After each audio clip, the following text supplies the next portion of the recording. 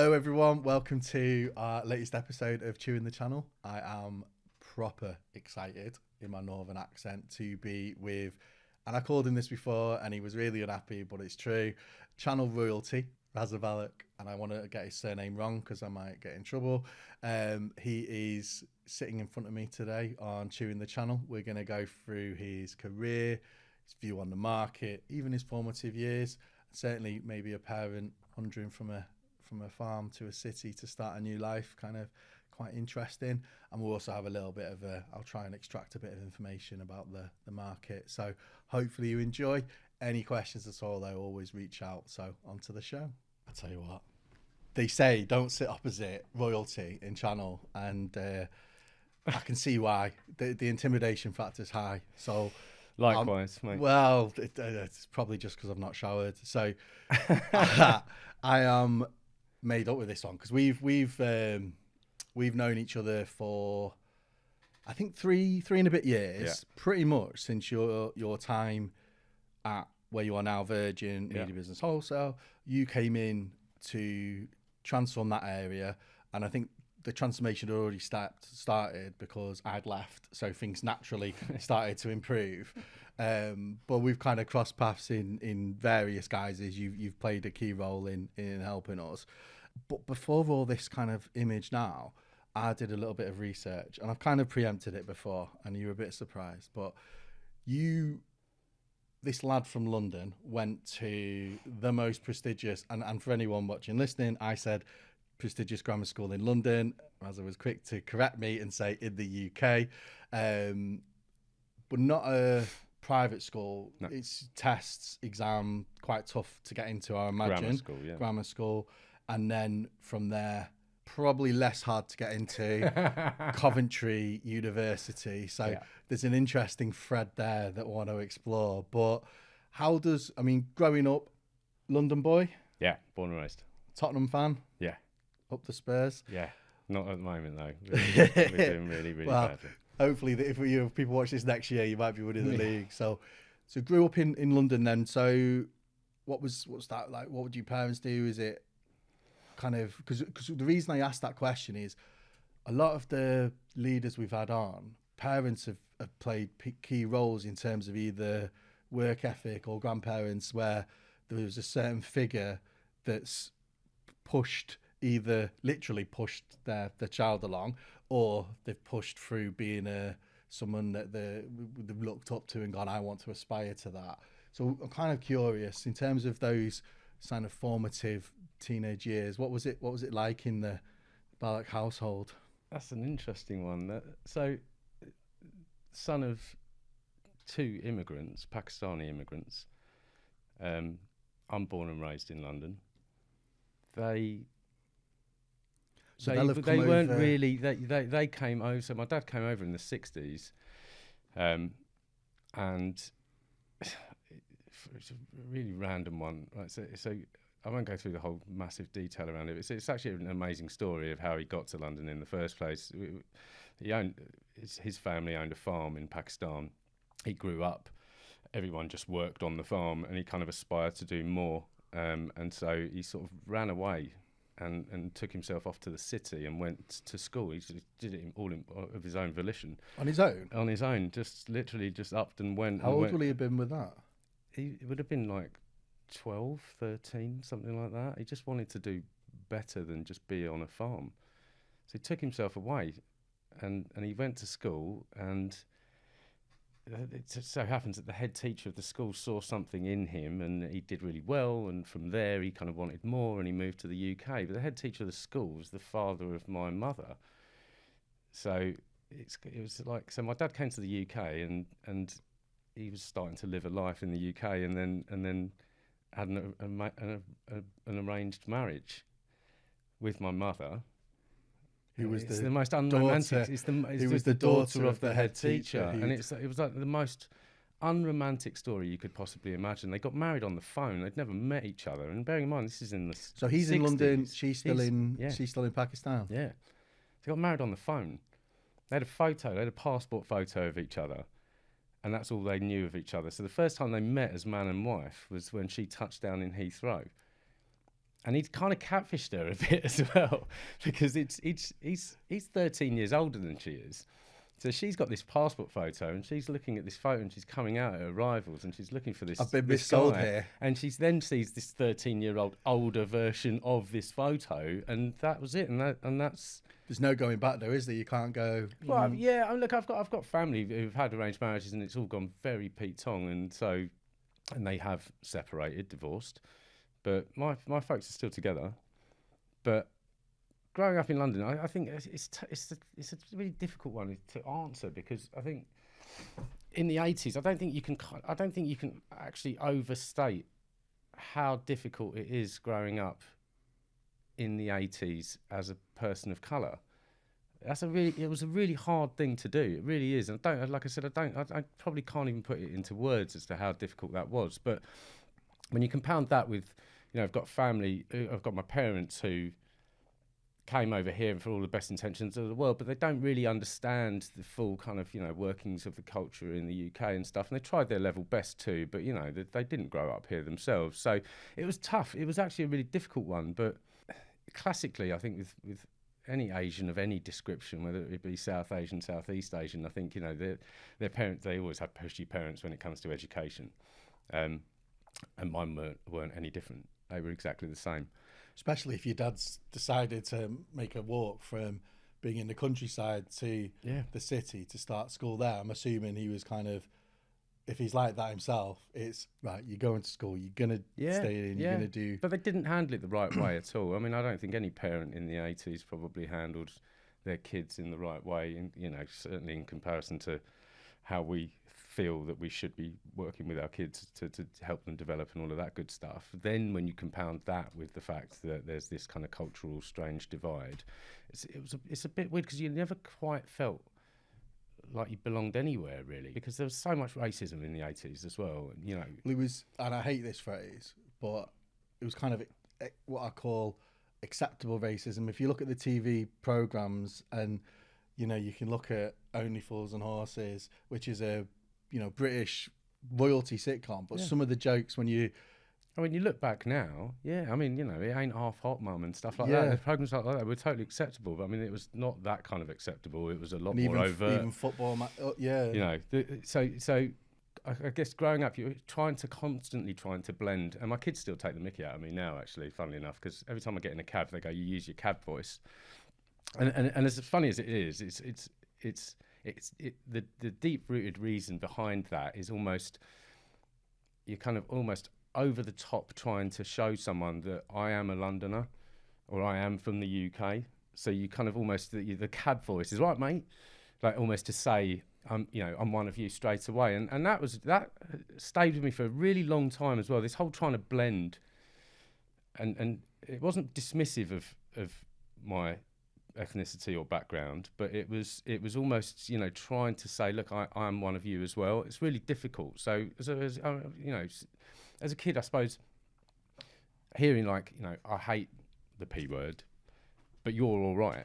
Now that is an awful statement to make, but at the time, as a kid, I almost saw that as a win. It's giving you that validation. Yeah, no, but I saw it as a win. I saw it as a win because it was almost a case of, right, well, I've chipped away there. So someone who has this overall vibe of I hate you all generically, but you're all right, as awful as that is, I saw that as a win. Now I look back at that now and I think that's absolutely awful. So that whole blend thing has been there, trying to blend in constantly, has been there right up until COVID, funnily enough.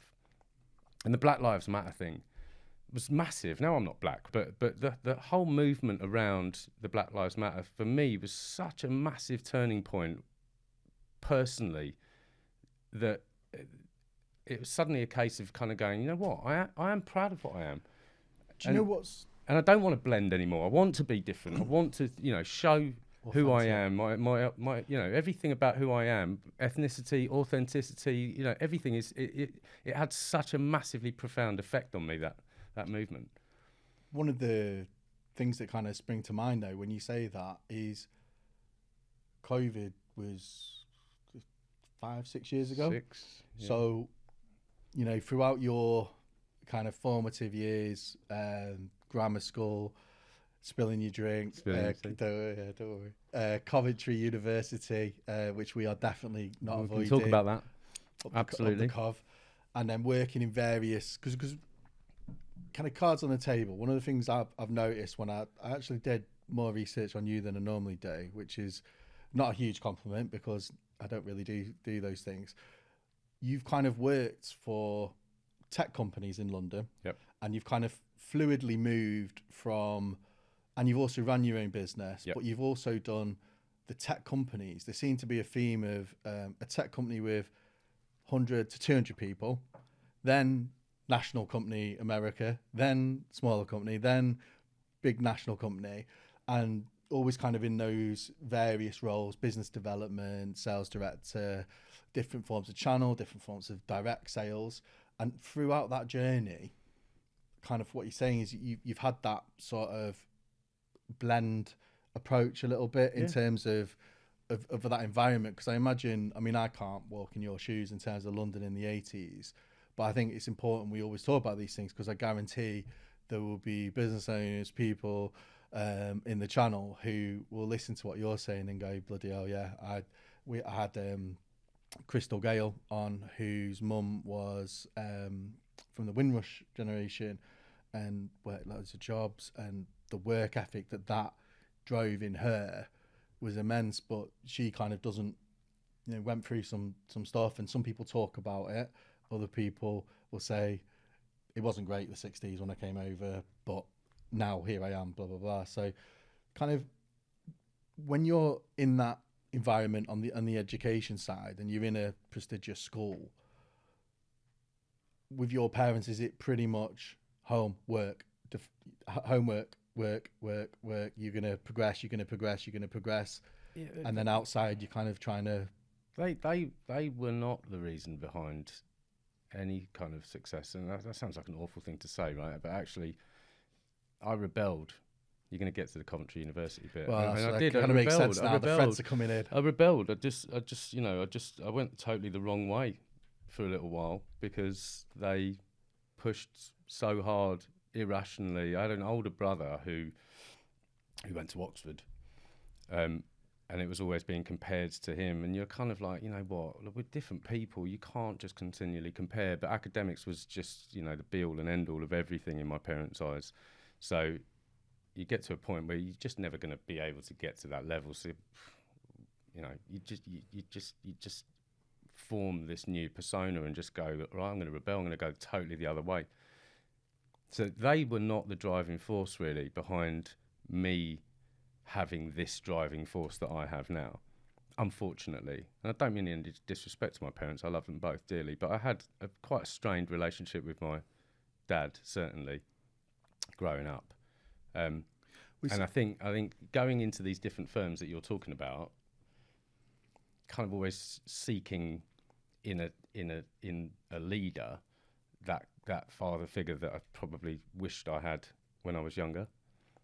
And so I've latched onto it. I latched onto a couple of them, and then it was almost, the driver for me, funnily enough, was almost I want to prove to this leader, kind of, that I'm good at what I do.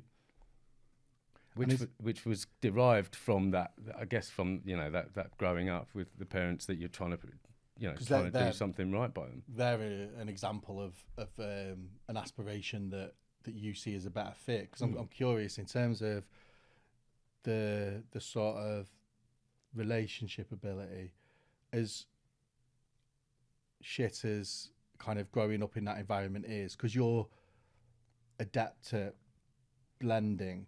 Did you find that those sort of skills that you kind of had to wear as armor, if you like, could then be used in business environments where you're thrown into an environment where there's a group of people from, different industries, different sectors, and you're needing to network and either people work for you to try and get the best out of them, people above you? Were those sort of skills, not that they were intentionally developed for that, but did you find yourself drawing on those as you kind of progressed in that? I think you just have an appreciation for different cultures.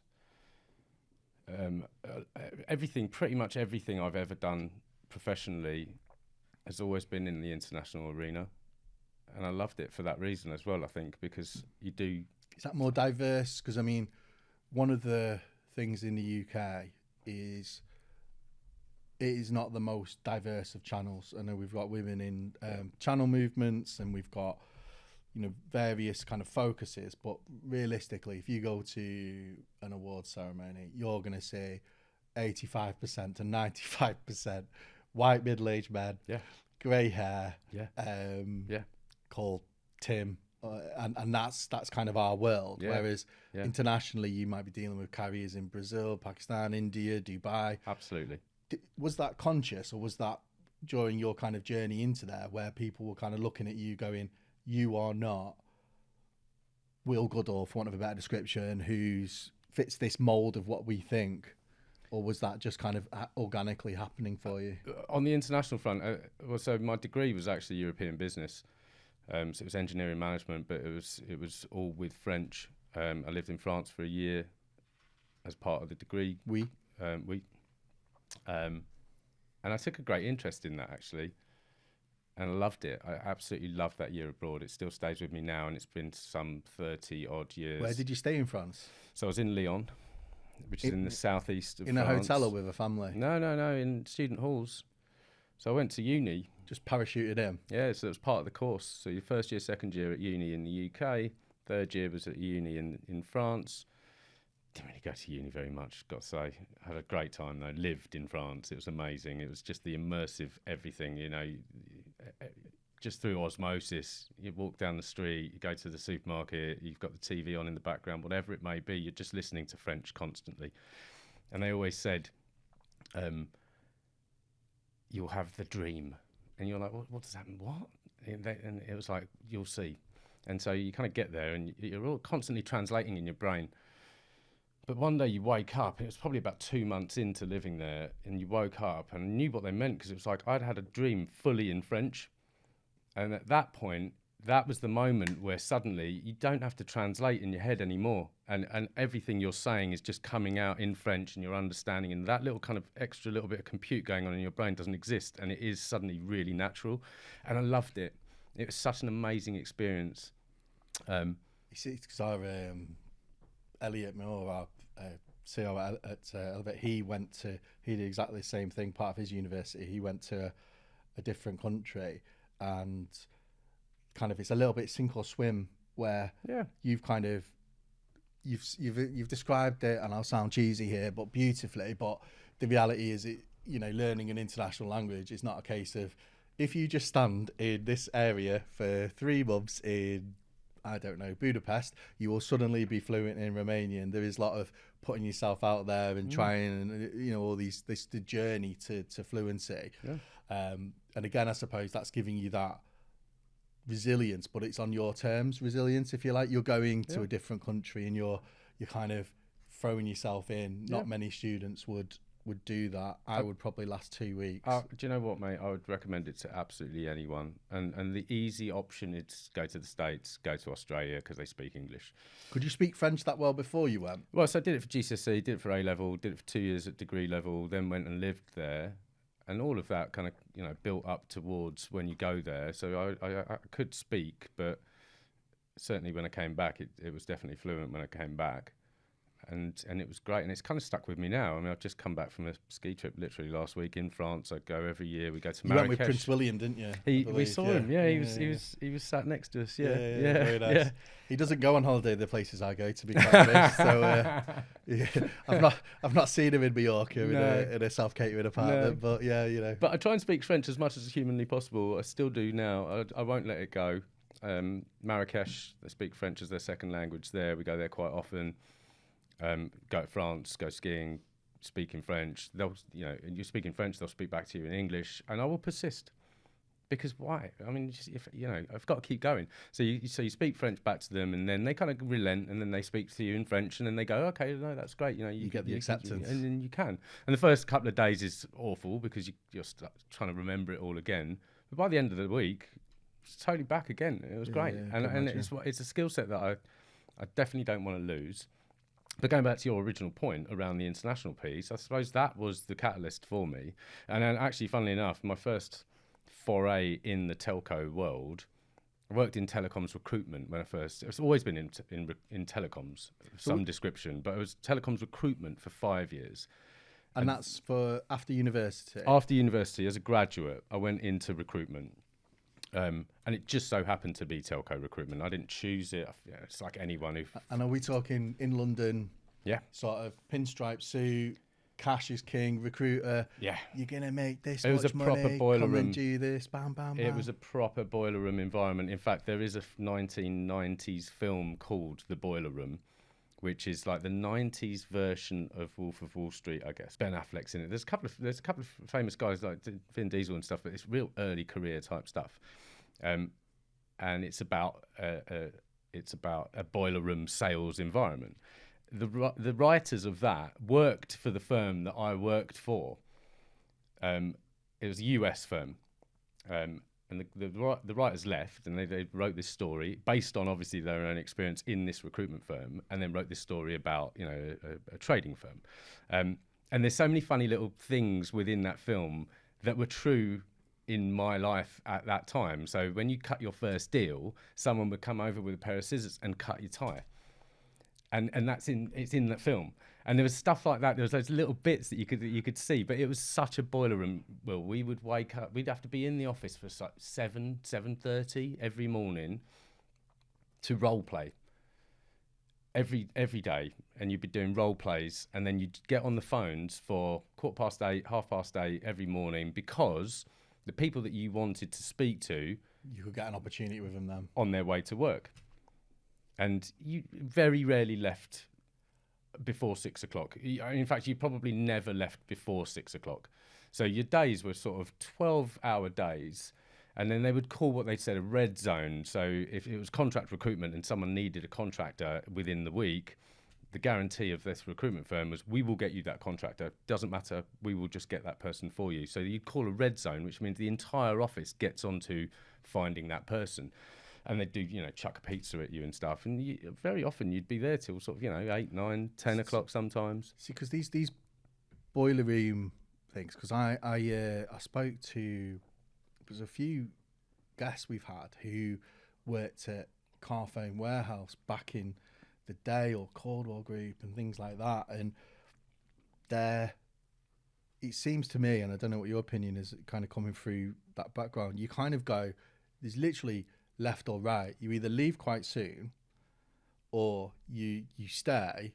It's the best experience ever, but you would never run a business that way or go back to it. But it gives you the fundamentals of work ethic, skill set, sales, hunger, blah, blah, blah, blah. Yeah. And probably very few people, I imagine, when you joined with you, that still stayed. But for you to do 5 years, what kind of drove you there? Is it the high risk? The rewards are great, but also there's obviously people that they're going, listen, Will, you failed this month, you're out, versus, well done, as you've smashed it this month, here's this, and praise and promotion and progression and all those sort of things that come with it. It was out of naivety, really. I didn't know any better.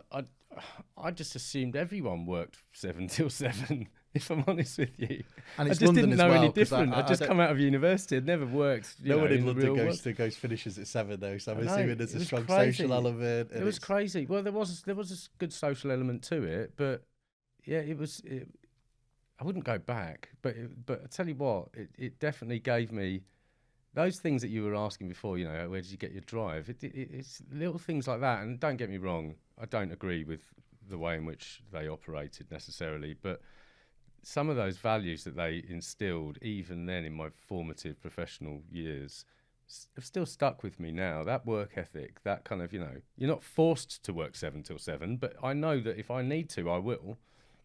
You kind of call your own red zone if you want to. You go, right, okay, this needs to get done.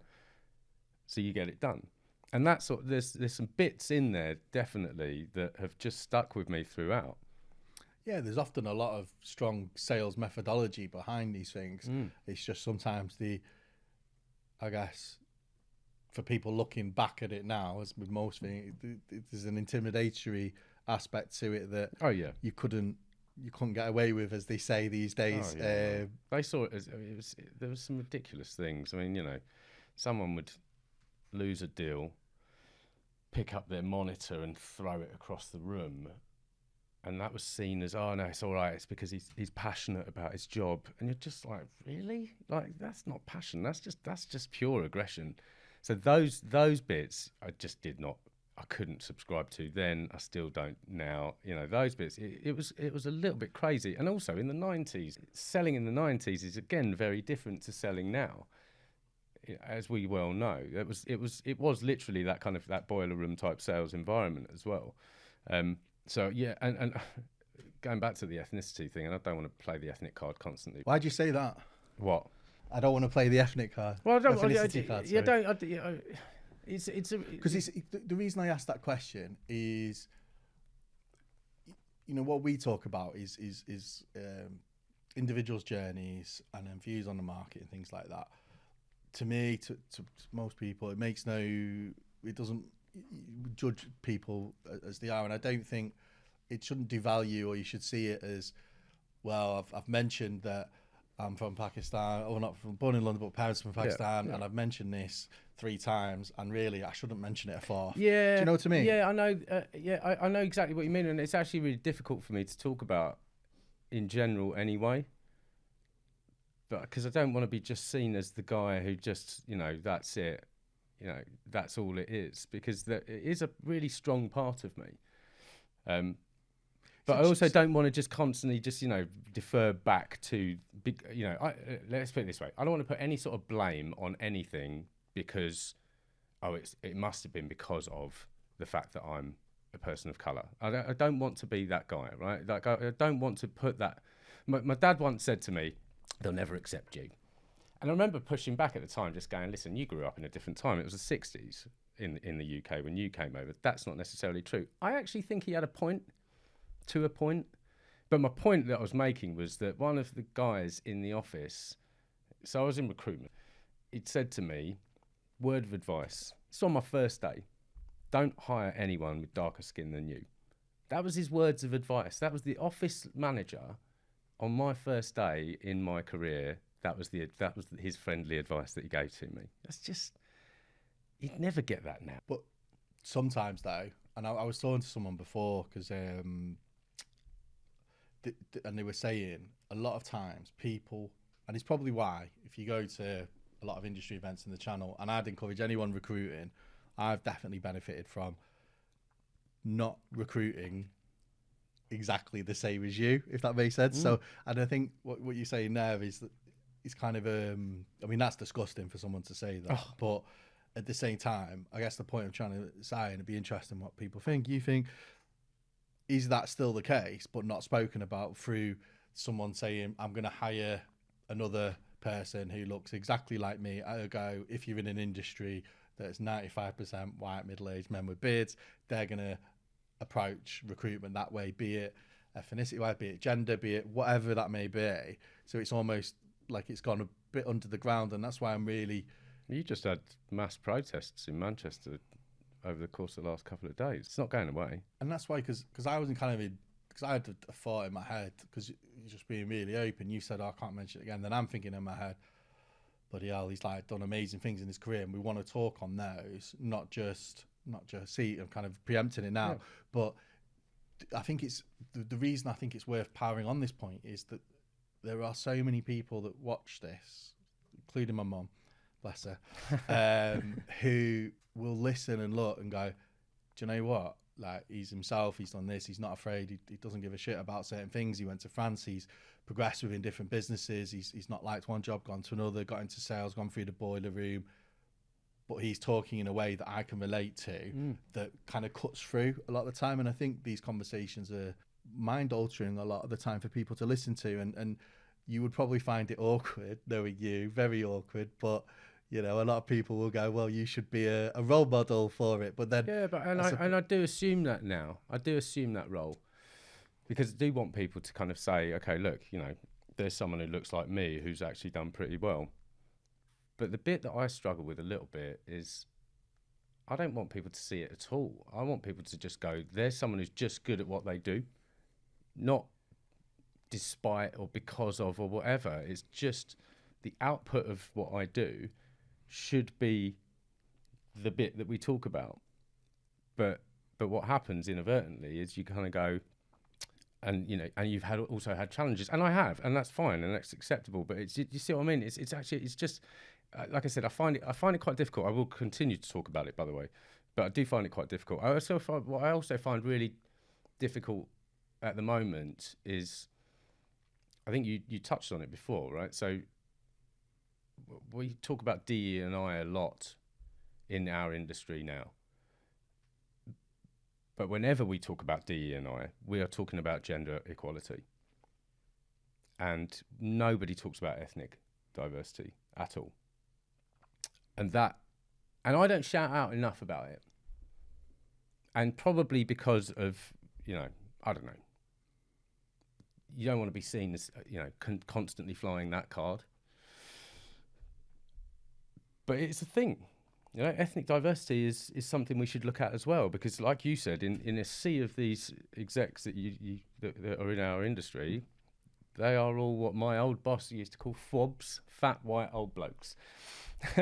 You're looking at me there. I'm a middle-aged. It wasn't directed fat middle-aged bloke. But you know what I mean. So it's and everyone talks about DE&I, and it's on the agenda constantly, and everyone's going, our DE&I quote is amazing. We've got 50-50 representation or 60-40 representation, and you're just like, okay, yeah, but where's the colour in all of that? There is none, and that for me is quite disappointing, and it feels like we needed to do something from a gender point of view. Do you think 100%. a quota would be needed?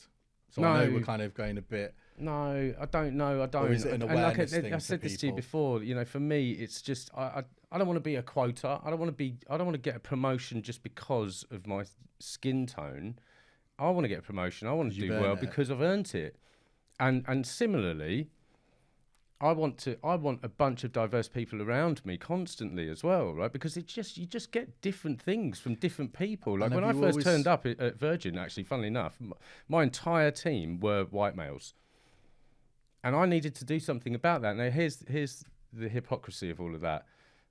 My team now are 60-40, still in favour of males, but there's no ethnic diversity in my own team. So it's all, I'm a massive hypocrite myself. Why is that? And it's because I haven't found the right people. I have not rebalanced that team just to fulfill a female quota.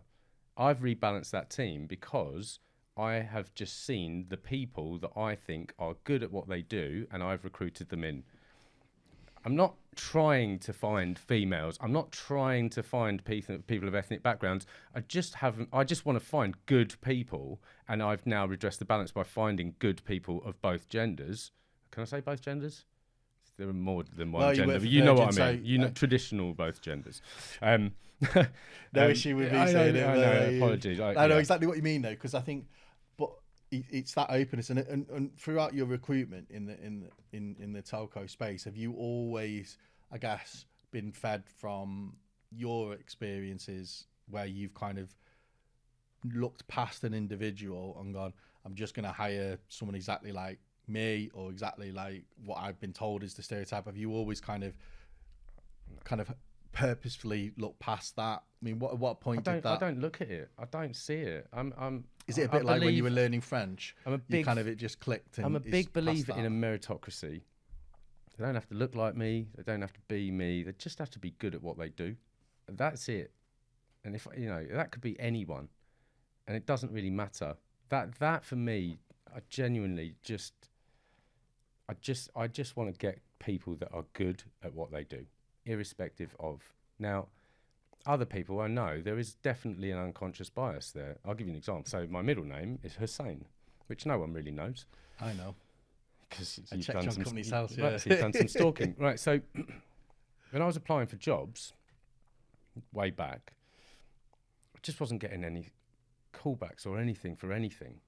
And a friend of mine said, and he's Ghanaian background, he said, take your middle name off your CV. Because at the time you kind of, had this whole thing around Saddam Hussein, and there is obviously a subconscious, unconscious bias there about it. And I'm not joking. I took the middle name off, and I don't look. Is it a coincidence? I don't know. Suddenly I started to get calls, and I've taken it one step further as well with my kids. Right, so my kids are Izzy and Ollie, Isabel and Oliver. Right, they're as English names as you can possibly get.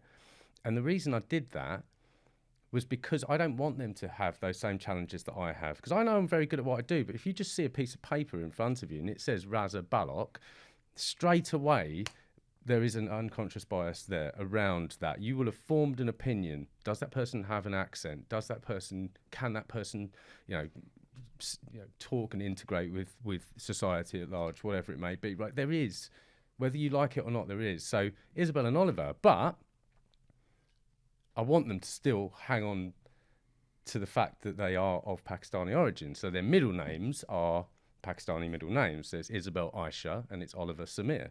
And they love that about it as well. But this is kind of what I mean. I'm not selling out. I just want them to have that head start that I didn't have, because I just don't want, if someone sees Oliver Baloch, they're going to go, okay, right, yeah, let's get him in, without that judgment, in a way that I have that judgment. Yeah.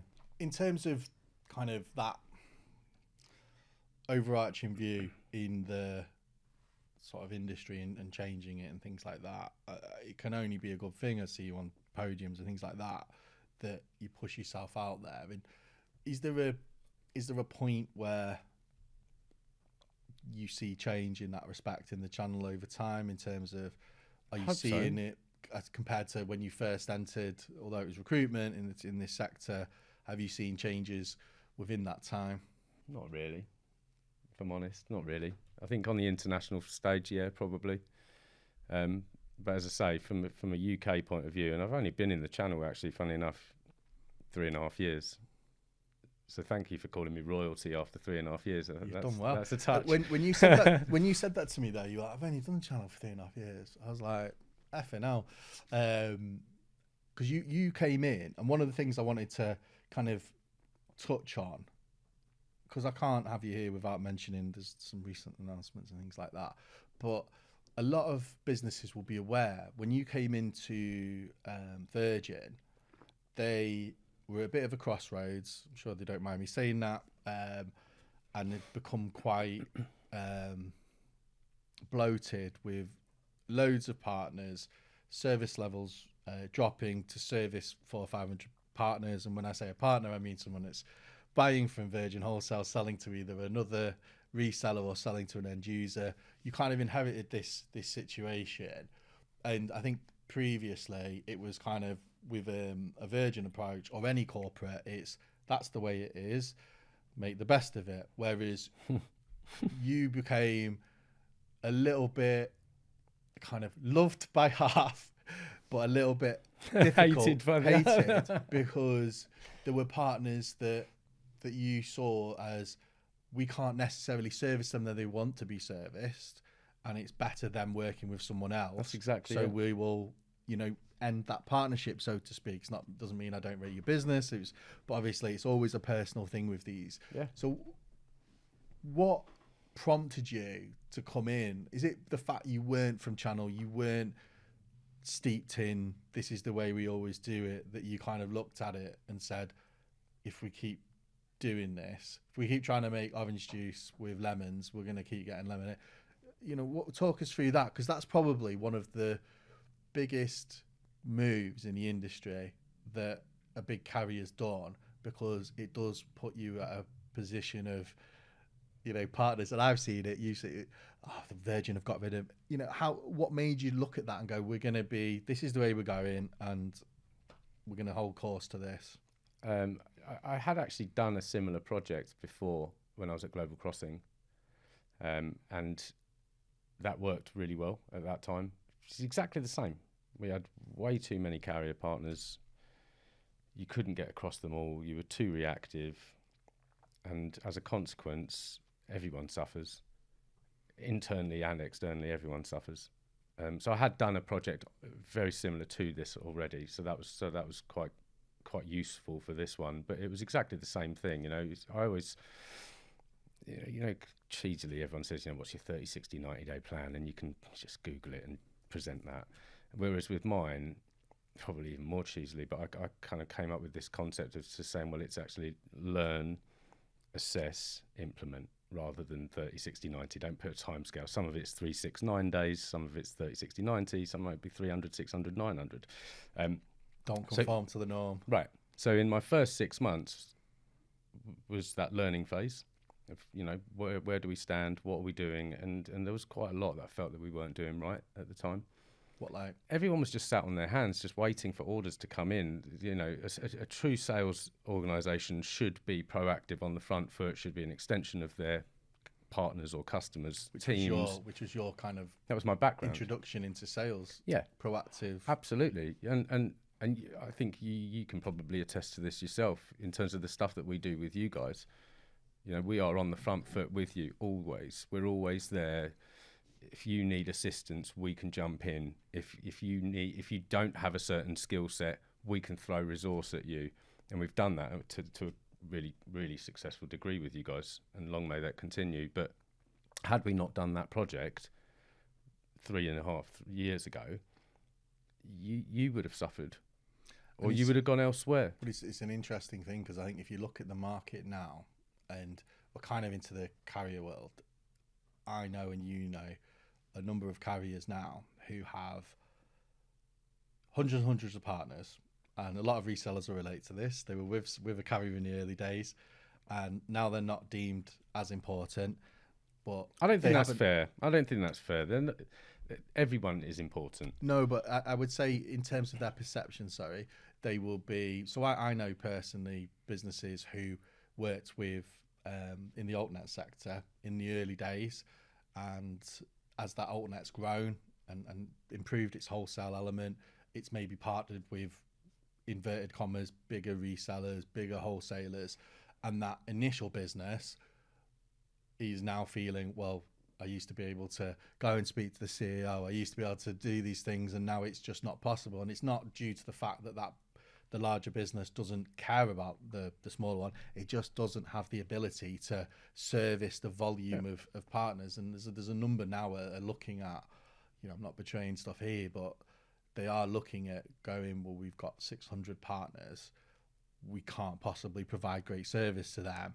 So I do think kind of we will see that move again, and it won't be to the detriment of those businesses that don't deal directly, but it will happen again because that service level drops. Think Jerry Maguire, if you've ever seen that film. Show me the money. Well, no, not show me the money. It's more, you know, he wrote. I say that to my boss every He wrote day, this manifesto at the beginning, which is why he got fired in the first place, which is whereby he was saying too many customers means not enough love, and therefore no one's getting any service. And it was exactly the same thing.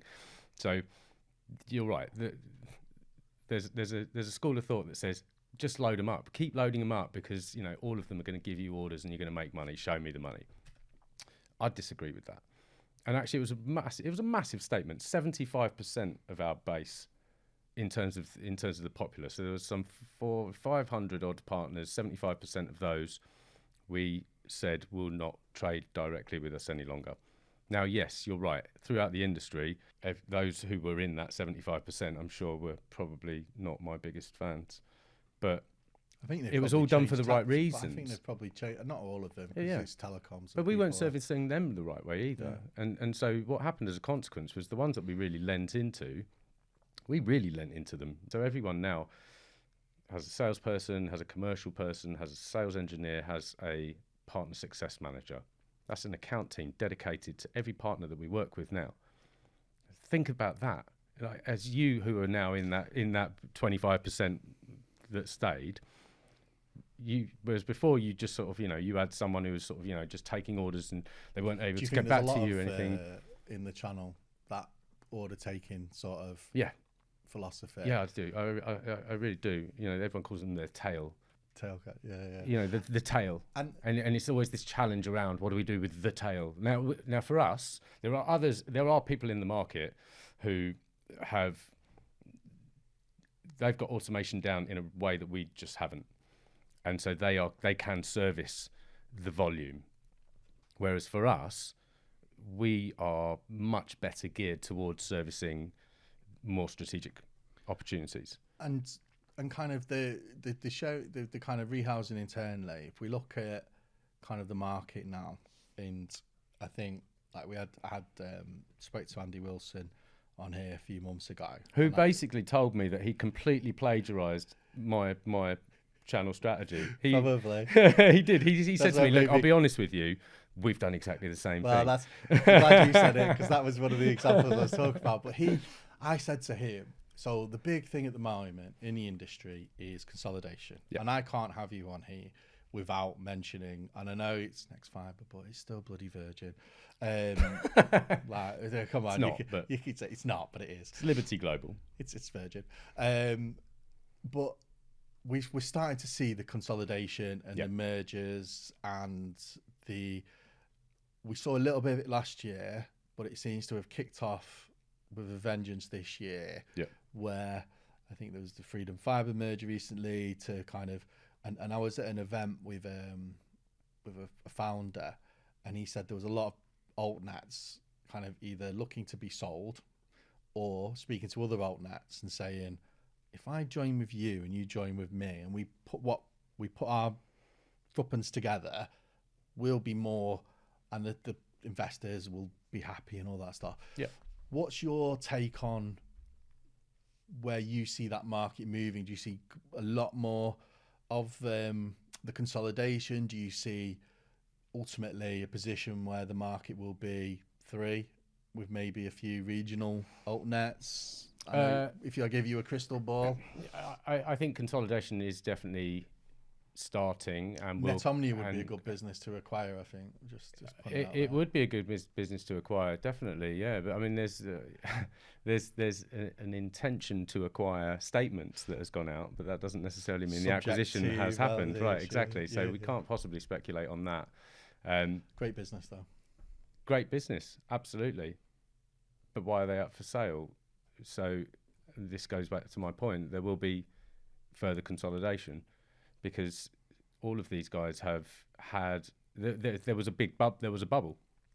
Private equity came in, threw loads of money at these altnets who went out and built lovely networks and couldn't monetize them fast enough, and so capital is now not quite as readily available, and the investors are starting to get a bit itchy, and so. But you have got some amazing assets there. That's what you've got to remember still, is these businesses are putting themselves up for sale because they can't quite monetize what they've got. But that's not to say that the asset isn't amazing. And that's why consolidation will happen, because you're buying, quite frankly, an amazing asset that we haven't quite built ourselves yet.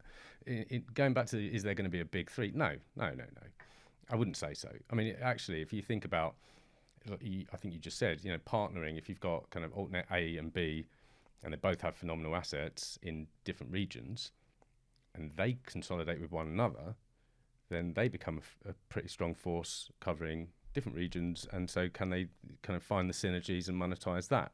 So I think consolidation, yes. But is there going to be a big three? No. It just doesn't make sense, because it's, everyone needs competition in the market. And so you've always been a challenger, be it kind of formative years, kind of you've adapted to fit in. So if we go back to kind of school and background, and we've still not touched on Coventry, that might be a beer conversation. But you've been able to adapt into certain environments and to influence, but then kind of going through the boiler room environment and then various businesses, and obviously running your own business, and then back into corporate. Yeah. Then doing the sort of strategic change, which is kind of monumental at Virgin, in an environment where there is significant change happening now, not just structurally, but sales-wise. Because I think a lot of, with my personal opinion, I think a lot of altnets, and I'm, been part of it, we're building something and going, it's brilliant, it does all this stuff, but we're monetizing, we're selling, routes to market, all these different things, and now obviously cash is tougher to get. There's a challenge in terms of the value, and so in terms of sort of the next steps, and I'm trying on this Netomnia thing, and I know you're going to say you can't say anything. Can't possibly, I can't. I can't say because over there, someone will jump on me, but. It's not an acquisition done. So do you think there'll be more for Next Fiber? I can't not ask you that. Again, that would be speculation, but bearing in mind, we've talked about it quite often, actually. Even last year when we said that we were going to form a netco, which didn't actually come to pass in the end. On our statement, when we put that out to say that we were going to form a netco, it was altnet consolidation was a part of that plan. So, and we put that out publicly. So that's nothing that I'm not saying that can't be said. And we've made that statement because we believe that there's like I said, there's some really good networks out there. Tomnio is a great example, and you said it yourself. They have a great network. It's a really good product, a really good offering. And if this acquisition does go through, then I imagine it would be a real asset to the next fiber business. Yeah, well, let's not forget as well. Virgin is historically is a group, quite a few cable companies historically that aligned, and so totally cool with that. But the most important question: when you invite me to your house in Mayfair, and you're cooking me a meal, what three courses? I bet you did. I'll be in the bins nearby. What 3 courses would you cook for me, and why? See, this is like death row meal. Yeah. Well, hopefully you're letting me leave your house. But you know what I mean in terms of what would I cook in for the basement. I'm really basic. So. Well, you couldn't be talking to a more basic person, as anyone that knows me will attest to. So I'm gonna. It's not what I feel you would want, like, or deserve. It's more what I am capable of making you.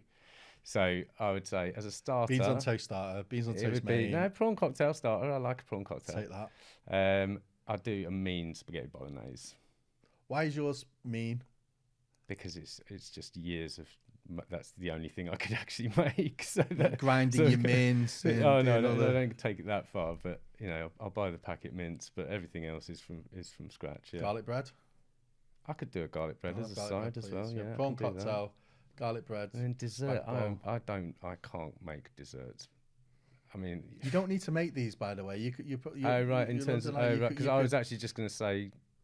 Just like an angel delight, because that's really easy to make. I bought that the other day.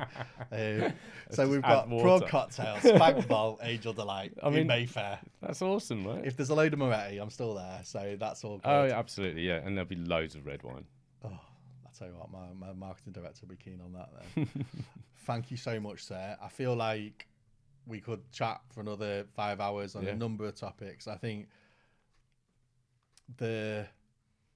and I'm reflecting, and I love these, and it's such an honour to be sat opposite people in our industry, because a lot of the time I will think about nothing else really, probably for the next few days, except when I'm feeding the baby, where an individual's journey and where it evolves and where it comes from, starting from your dad kind of, and I've got this image of someone in a field with a pitchfork going, I've had enough of this, throwing it and walking to the city, starting a job, going to school, head teacher, arranged marriage with the head teacher's daughter, moving to London, quite, I won't say authoritarian, but a little bit in terms of that, the pressure of that, Coventry University, which we will be talking about in a little bit separately, and that'll probably be the X-rated. I met my wife at Coventry University, so everything happens for a reason.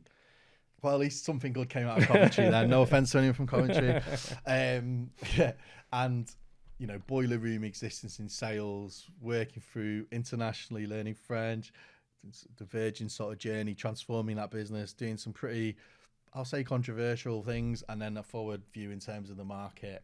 And I think what I would say, anyone watching this with any questions, I would definitely reach out to Raza. He will always be open to have a chat and benefit experience. And if you are from different walks of life, it doesn't necessarily have to mean skin, anything. We all feel sometimes, do we fit in, do we belong? And I think there's so much we can learn from and aspire to. So thank you so much for your time. Thanks for having me. Oh, it's an absolute pleasure. Thank you, sir. Cheers, man. Cheers. Thank you so much. Really enjoyed that episode. I always find these outros really difficult because we film them at the end and my guest is always just staring at me. So it's been an absolute pleasure today. We've had Raza on talking about his career journey. there's so much to take home from this. I think, and I said this in the pod, and anyone kind of who's still listening to my ramblings at the end, the sort of inspiration can't be underpinned. And I think when we look at our industry, and this is kind of immediate reflections, we can do better and we should do better. And I think a big takeout for me is any business owners, influential people in sales leadership roles, or any roles really, is look past hiring someone similar to you. It doesn't matter all that stuff. It's, are they good for the job? And I think if we naturally gravitate towards that, we will see a richer channel, which is what we all want fundamentally. Thank you so much for watching. As always, cheers, Mum. And until the next time, thank you.